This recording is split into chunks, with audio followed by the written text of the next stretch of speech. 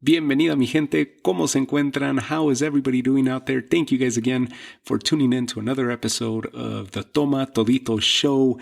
And this is a jam-packed episode, hopefully a brief one, so I don't tie you up too long, but an important one that I want to talk about because this is going to be about the two Fight of the Year candidates that we have in boxing at the moment, and also the Knockout of the Year. The two Fight of the Year candidates, I'm referring to the one that everybody seems to be hailing as the winner thus far, and that seems to be the Zepeda against Baranchyk matchup that we saw on ESPN earlier this year. Amazing fight, 7 knockdowns altogether, with the eight knockdowns altogether. The 7 knockdowns, the 8th being the knockout. And that was the closer for Zepeda, knocking out Baranchyk. Amazing fight, amazing back and forth. Now, I'm going to throw another one in here because everybody is just hands down voting the Zepeda-Baranchyk fight as the fight of the year. And you may very well agree with that. I wouldn't hate it if it ends up winning it. But there's another contender that we saw that a lot of people have overlooked, and that was El Gallo Estrada in the rematch against Carlos Cuadras. Awesome fight. Now, the difference why I'm considering Estrada versus Cuadras, the rematch between Cuadras and Estrada, as the fight of the year, because there's a high level, high quality boxing in that fight versus that of the Zepeda-Baranchyk fight.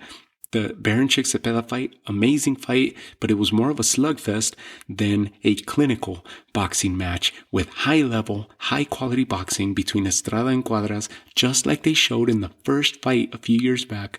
And then they have this rematch, and again, a high level chess match between Estrada and Cuadras. Cuadras ends up putting down Estrada early in the fight, and Gallo Estrada ends up coming into his own, taking over the momentum, taking over the fight in the later rounds, and eventually ends up stopping Carlos Cuadras, puts a stop to him, and retains his title.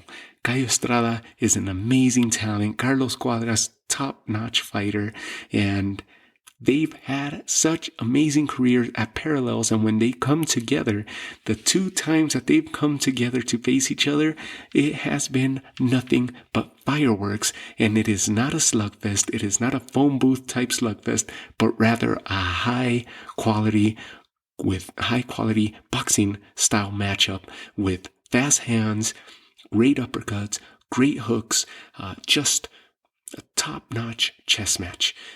Check these fights out. If you don't know what I'm talking about, go to YouTube, go to whatever social media platform that you could find these 2 fights. Find Zepeda versus Baranchyk. Enjoy that fight because it was one where you can't blink for a second. It was back and forth, nonstop action. That's the phone booth type of style fight that I keep mentioning, or that I often refer to, where they're just right on each other. Nothing but power punches and big hooks and big uppercuts, and hence the knockdowns. A high amount of knockdowns, and eventually that freakish knockout that Zepeda ends up delivering to Baranchyk. And El Gallo Estrada versus Carlos Cuadras, a rematch. Check that one out as well. You make up your mind. Figure out which one you think should be the fight of the year, and let me know. Shoot me a comment, shoot me an email. Let me know what you think. I'm actually leaning more towards El Gallo Estrada versus Carlos Cuadras in the rematch, but if Zepeda-Baranchyk win it, I will not be hating on that either. Awesome matchup. Great boxing on both. At least great fights for whichever one gets voted. And the third thing right now, the one that seems to be taking the lead as the knockout of the year, seems to be Alexander Povetkin against Dillian Whyte, and in their awesome matchup, good boxing. Dillian Whyte was getting the best of Povetkin in that fight, and then Povetkin comes with that freakish uppercut where he just ends up stumbling Dillian Whyte. Dillian Whyte just faints. Yeah, his head ends up going under the rope, and freakish knockout. Dillian Whyte ends up coming back, wanting that rematch immediately. That rematch was supposed to happen November 21st, and again, similar to when we spoke about December 12th, right? We were speaking about Oscar Valdez against El Alacran, Miguel Burchell, and that fight getting scrapped due to COVID-19, a positive test of COVID-19 on behalf of Miguel Burchell.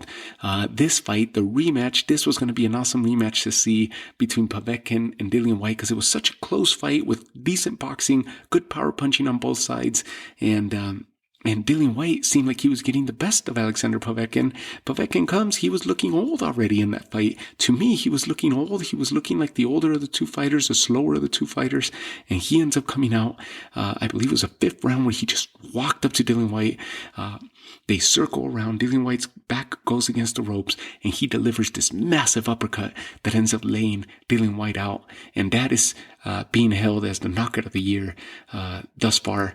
And the other two, at least the Zepeda Baranchyk seems to be hands down on everybody's list as the fight of the year.